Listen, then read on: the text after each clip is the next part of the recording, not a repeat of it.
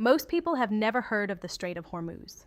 But if it closes, gas prices could jump within days. This narrow waterway connects the Persian Gulf to the open ocean, and about 1/5 of the world's oil passes through it. If this route is blocked, the shock would be global. Today, we break down what would really happen, step by step. It is a narrow waterway between Iran and Oman. At its narrowest point, it is only about 33 kilometers wide. Oil tankers from countries like Saudi Arabia, Iraq, Kuwait, and United Arab Emirates must pass through here.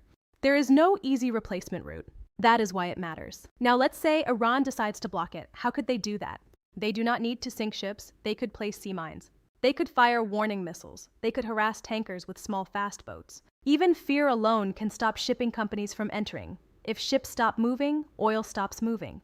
What happens in the first 24 hours? Oil prices would likely spike immediately. Markets react fast to risk. Traders would expect supply problems. Global stock markets could see a significant fall. In contrast, energy companies would likely surge. News headlines would spread panic. Even before real shortages happen, prices move. But what about the impact on normal people and their daily lives? In the United States and Canada, gas prices could rise within days. Refineries would worry about supply. Shipping insurance costs would jump.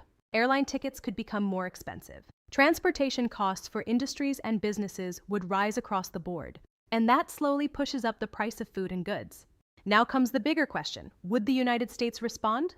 The U.S. Navy has ships in the region. Its Fifth Fleet operates near the Gulf. If oil traffic is blocked, Washington would face pressure to act, not just for itself, but for the global economy. What could the U.S. do? First, it could escort oil tankers. Second, it could remove sea mines. Third, it could warn Iran publicly. But if missiles are fired at ships, the situation becomes more serious. Then the risk of direct conflict rises. Would other countries get involved? Yes. Countries in Europe depend on Gulf energy. Asian countries like China, Japan, and South Korea also rely heavily on oil passing through this route. They would push for stability. Some might even send naval ships. The pressure would be global. Could this turn into a full war? It depends on how far each side goes. If the U.S. only escorts ships, tensions stay limited. If Iran attacks U.S. forces directly, the response would be stronger. Airstrikes could quickly follow as a consequence. And once missiles start flying, it becomes harder to control. Here's the key point. The Strait of Hormuz is not just a local issue. It is a global pressure point. If it closes, oil moves less. When oil moves less, prices rise.